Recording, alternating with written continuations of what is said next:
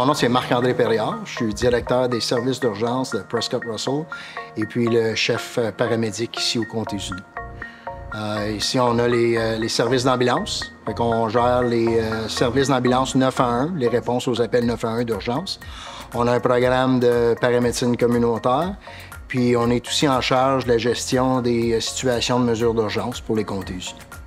Bien, comme je disais, on a le service 911, fait qu'on répond aux appels 911. On offre aussi un service de support lors des activités communautaires. Par exemple, il y a la foire de Vankleek-Hill, s'ils ont besoin d'une ambulance dédiée à l'événement. Il y a aussi l'événement de Clarence Rockland sur le bord de l'eau à chaque été, où est-ce qu'on participe pour les supporter là. On a un programme de paramédecine communautaire qui est un programme quand même assez nouveau depuis 5-6 années, qui a évolué beaucoup depuis la pandémie, le COVID, a fait que ce programme-là a pris beaucoup d'ampleur. Et puis aussi, on fait les plans de mesures d'urgence, on supporte les municipalités lors de mesures d'urgence. Si on regarde Clarence Rockland, dernièrement, il y a eu les inondations, il y a eu les grands vents, on a eu des pannes d'électricité dans d'autres secteurs des Comtés-Unis. Fait qu'on supporte les municipalités, puis on travaille avec eux pour mettre les plans de mesures d'urgence en action. Chaque municipalité est en charge de leur propre plan d'urgence. Mais vu qu'on est un Comtés-Unis qui englobe les 8 municipalités, on est là pour les supporter. On a aussi, nous autres, notre propre plan de mesures d'urgence. Mais on est vraiment là comme support. C'est la municipalité qui va gérer leur situation. On est leur partenaire. Par exemple, s'ils ont des départements de travaux publics, eux, dans leur municipalité, bien, les travaux publics des Comtés-Unis, s'il y a le besoin, vont les aider. Mais quand ça vient comme aux services d'urgence, aux services sociaux, bien, il n'y en a pas dans chaque municipalité, fait que c'est nous qui va prendre le rôle de lead quand ça vient à ces choses-là pour les mesures d'urgence. Fait que dans Prescott Russell, en tout, on a environ 130 paramédics. Je dis environ parce que ça fluctue régulièrement. Il y a des gens qui nous quittent, il y a des gens qui se joignent à nous. De ce groupe-là, on a à peu près une cinquantaine d'occasionnels ou de temporaires. Et puis, à peu près pas 170, mais 70 temps plein qui travaillent pour le service d'ambulance. Il y a plusieurs façons dont on fait du recrutement. Évidemment, les médias sociaux quand c'est le temps de faire des affichages de postes. Évidemment, les paramédics doivent faire beaucoup d'heures de stage lorsqu'ils sont au collège. Fait qu'évidemment, ceux qui viennent faire leur stage ici à Prescott Russell, ben nous autres, on espère qu'ils ont un bon séjour avec nous, qu'ils ont une bonne expérience, puis que ça leur donne le goût d'appliquer puis de venir travailler avec nous autres. On fait des visites dans les collèges. On visite les collèges environnants. On visite même des collèges au Québec, le collège John Abbott, dont par exemple, pour recruter des gens. Parce qu'il y a beaucoup de gens du Québec qui viennent prendre le cours de paramédic ici à la Cité collégiale. Fait qu'on essaie d'attirer nos francophones. Une des choses qu'on offre ici, c'est on est le seul service en Ontario qui peut dire qu'on est 100% bilingue. 100% de nos paramédics peuvent desservir la communauté en français et en anglais. Fait que ça, c'est un petit peu attrayant pour les gens du Québec qui veulent l'opportunité de venir travailler ici en Ontario. Il y a beaucoup de volets au programme de paramédic communautaire. Initialement, le programme de paramédic communautaire, c'était d'identifier des patients qui utilisaient le service 911 souvent, fréquemment, à cause de problèmes médicaux chroniques. Puis ce qu'on a décidé de faire, c'est de créer un programme où on allait faire des visites chez eux, s'assurer de leur bien-être, les aider avec leurs médicaments, entre autres, juste leur bien-être en général, pour qu'ils réduisent le nombre de fois qu'ils appelaient le 911. Ça a évolué beaucoup depuis la pandémie. Évidemment, avec la pandémie, bien là, il y avait le volet de vaccination. Puis comment est-ce qu'on fait pour vacciner des gens vulnérables qui sont soit dans des maisons de soins de longue durée, des maisons de retraite, ou même juste des gens à la maison qui ne pouvaient pas ou ne voulaient pas sortir. Fait qu'on a mis un programme de paramédecine communautaire en place pour pouvoir aller faire ces vaccinations-là. Puis ça a évolué. Le programme de paramédecine communautaire, premièrement, a comme but de diminuer les appels 911. Puis aussi de diminuer les visites inutiles à des centres d'urgence. S'assurer que les patients ont les bons soins à la bonne place.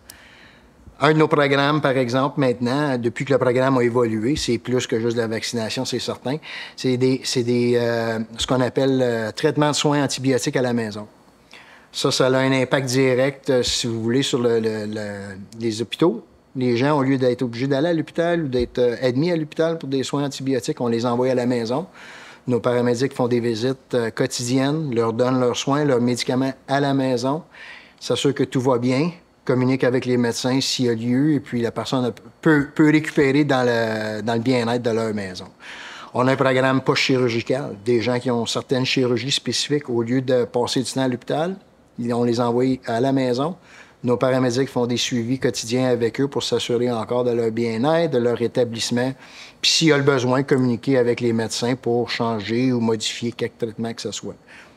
En plus de tout ça, on a nos patients vulnérables qui sont encore à la maison. D'habitude, on dit les gens aînés, mais il y a aussi des gens avec des problèmes de maladies chroniques, maladies respiratoires, diabète, cardiaque.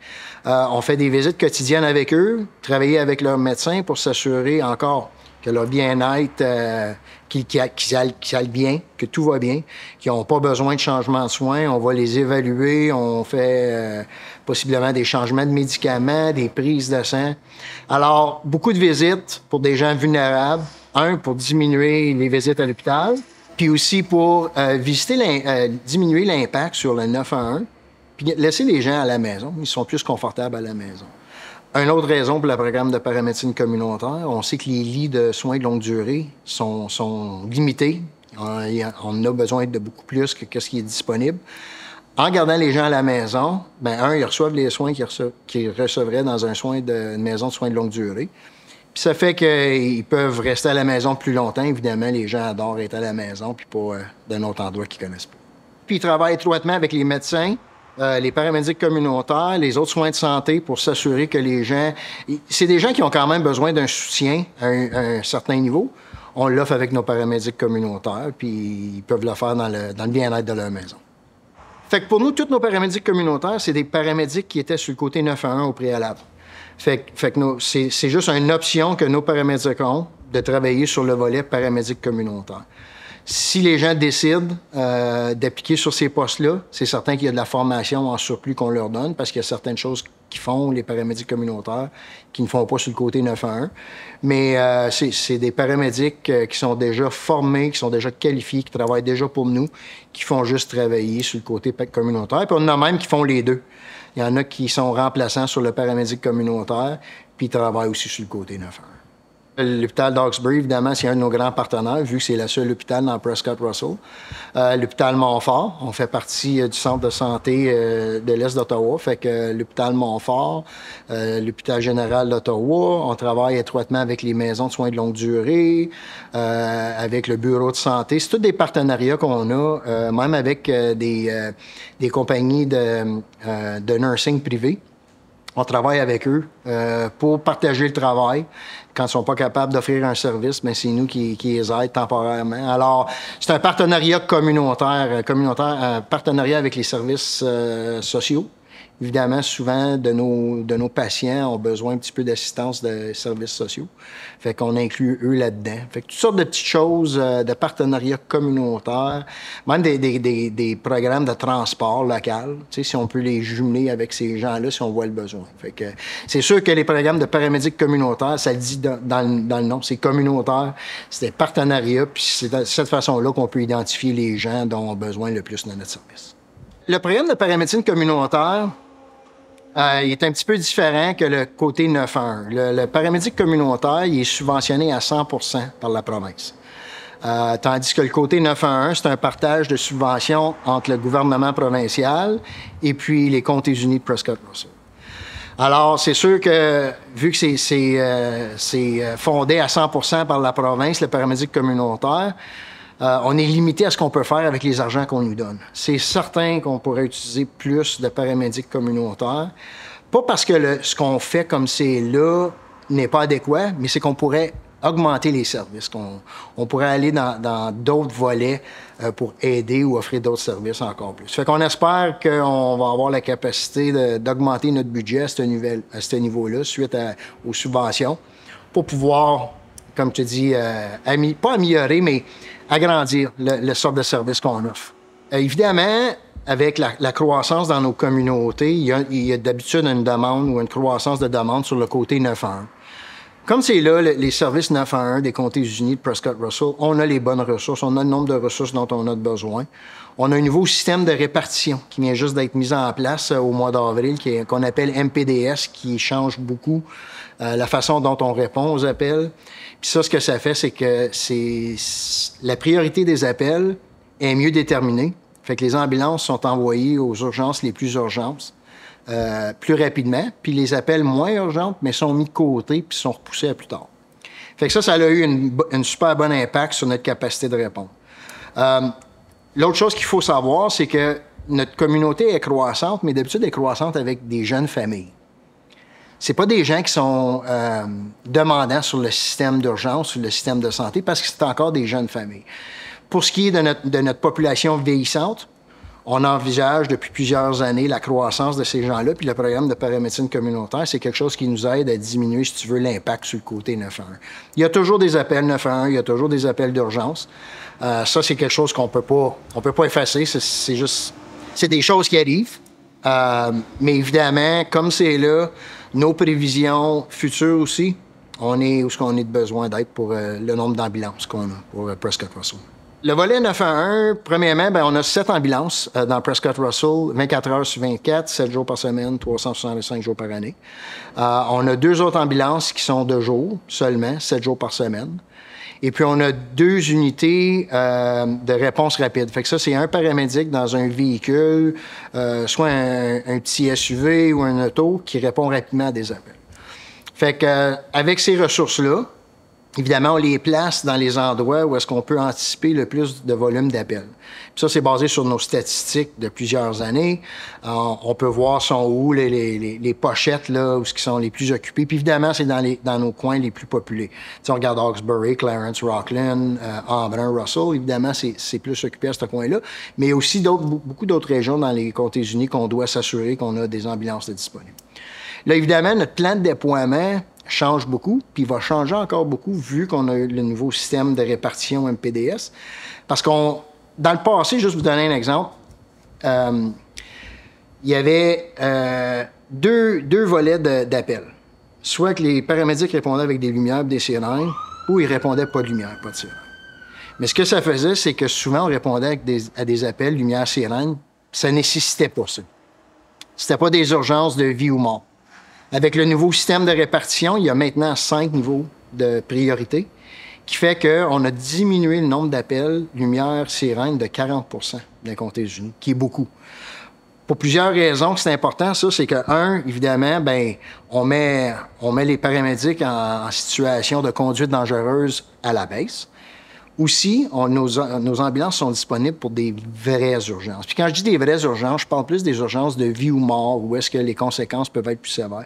C'est pas parce que les autres appels sont retardés des fois d'une demi-heure, peuvent être retardés d'1 heure avant qu'on réponde. C'est pas que c'est pas des urgences, c'est que c'est pas des situations de vie ou mort. Fait que ce que ça fait, ça, entre autres, c'est que là, on a de la disponibilité. On est capable d'identifier les vraies urgences les plus sévères, puis on est capable d'affecter un paramédic ou des ambulances ou des unités de réponse rapide plus rapidement à ces appels. Pour les événements spéciaux, évidemment, c'est une demande. Si les gens veulent avoir un événement spécial, il y a une demande qui doit être faite. Des fois, il y a des coûts associés à ça. Des fois, non. Ça dépend des événements. Puis ça dépend de la disponibilité de nos paramédics aussi. Évidemment, notre priorité pour nous, c'est de s'assurer qu'on a des paramédics communautaires puis qu'on a des paramédics dans des ambulances. Il y a des moments durant l'année où est-ce qu'on est occupé. C'est difficile pour nous de participer. Mais souvent aussi, nos paramédics font beaucoup de bénévolat. Fait que si vous regardez dans les parades de Noël, par exemple, dans les communautés, souvent, vous allez voir une ambulance qui participe. Ça, c'est du bénévolat fait par nos paramédics. Sont fiers de ce qu'ils font, sont fiers de leur communauté. Fait qu'on voit souvent des ambulances dans ces situations. Des fois, juste la présence des gens, de nos paramédics, comme tu dis, ça met les gens à l'aise. Ils savent qu'ils ont une ressource disponible. Puis écoute, il faut s'entendre que lorsqu'on participe à un événement spécial, s'il y a une urgence de proche, mais c'est certain que cette unité-là va être obligée de répondre. On renvoie une autre unité à l'événement spécial, mais c'est quelque chose qui est quand même important d'être dans la communauté puis de participer à ces choses. Évidemment, Prescott Russell, C'est une communauté croissante. Il y a beaucoup de nouvelles personnes qui viennent ici habiter chez nous, puis on est bien fiers de ça. Au Comté-Uni, ici, juste en fait de hommes-femmes, on est à peu près à 60 mâles, 40 femmes à Prescott Russell. Moi, quand j'ai commencé, beaucoup d'années passées, il y avait seulement que 2 femmes qui travaillaient avec nous autres. Puis là, on voit l'équilibre juste à côté-là. Notre dernière embauche, c'était majoritairement des femmes. Fait que c'est le fun à voir. C'est une carrière qui, dans le passé, c'était juste pour les gars. Puis c'est plus de même du tout. Ça a évolué beaucoup depuis les dernières années. Puis c'est le fun à voir. Aussi, évidemment, les minorités. Pour nous, c'est important de représenter la communauté. Et puis, quand on peut, on aime ça ajouter à la diversité de nos gens. On est quand même assez fiers de notre programme de formation de nouveaux paramédics. On a une super bonne équipe ici qui s'occupe de la formation, qui inclut, écoute, il y a des paramédics qui participent à cette formation-là, des superviseurs de notre équipe de gestion, nos assistantes administratives. On les prépare le plus qu'on peut, évidemment. Ils ont déjà eu leur cours au collège, ils ont déjà fait plusieurs stages. On est là pour les épauler puis les aider dans leurs intégrations, mais ça va quand même assez bien lorsque ça vient à nos nouveaux paramédics. Dans le passé, on perdait beaucoup de nos ressources à Ottawa fréquemment. Ce qu'on a fait en 2019, on a commencé à dire lorsqu'on va à Ottawa et on relâche le patient à l'hôpital, on se met hors service, qu'on ne faisait pas avant. On revient à Prescott Russell, puis on se remet en service pour essayer de revenir dans notre région le plus rapidement possible. Ça a eu un impact immédiatement. C'est sûr que ça a baissé le nombre d'appels qu'on faisait à Ottawa, mais on est quand même obligé de répondre à Ottawa lorsqu'on est dans notre communauté. Fait que ce que je veux dire par ça, c'est que il y a un trou dans la législation qui dit lorsque tu es dans ta communauté, tu es obligé de répondre dans les communautés avoisinantes. Mais la législation ne dit pas rien lorsque tu es déjà dans la communauté. Puis pour nous autres, qu'est-ce qui arrivait? C'est que, je vais vous donner un exemple. Patient de Rockland, on va l'amener à l'hôpital Montfort. Nos paramédics sortaient de l'hôpital, pognaient un appel immédiatement à Ottawa. Puis là, on appelait ça un genre de vortex. Fait que là, il restait à Ottawa, c'était appel après appel. Pendant ce temps-là, on avait un délai de réponse dans Prescott Russell. Fait que c'est pas bon pour nos résidents. Puis il y avait pas... C'était une osmose unilatérale. Tu sais, c'est nous qui allions là. Il n'y avait pas d'ambulance qui venait chez nous pour couvrir notre territoire. Fait que c'est pour ça qu'on a mis en place notre hors-service lorsqu'on est à Ottawa. Fait que là, à cause qu'on est quand même obligé de répondre lorsqu'on est dans notre communauté à Ottawa, on fait quand même, comme l'année passée, on a fait 3000 appels dans d'autres communautés. Je dis Ottawa, mais il y a aussi Cornwall, SDNG, qui est notre voisin, puis qui tire de nos ressources. Le nouveau système MPDS que je vous parlais de répartition, ça a eu un super bon impact là-dessus, parce que ça a diminué les hautes priorités de 40 %. On n'est pas obligé de répondre aux appels qui ne sont pas prioritaires. Fait que ça a déjà eu un impact positif sur le nombre de fois qu'on est à Ottawa, puis que nos ressources sont tirées dans les municipalités environnantes. Je le dis souvent, je le dis à tout le monde qui écoute. Personnellement, pour moi, étant le directeur des services d'urgence, je suis extrêmement fier des hommes et des femmes qui travaillent pour nous. C'est des gens qui se dévouent à la communauté, ils ont une passion pour le domaine de paramédecine. C'est des gens qui passent des Noëls dans une ambulance au lieu de passer des Noëls avec leur famille, des fins de semaine, les nuits. On leur dit pas merci assez souvent. Fait que c'est une opportunité pour moi de leur dire merci pour le travail qu'ils font à chaque jour. Et puis, c'est des professionnels de la santé. Tu sais, dans le passé, on appelait ça des ambulance drivers. C'est des paramédics, c'est des professionnels de la santé. Ils sont là pour le bien-être de notre communauté. Puis, je suis extrêmement fier des gens qui travaillent ici à Prescott Russell.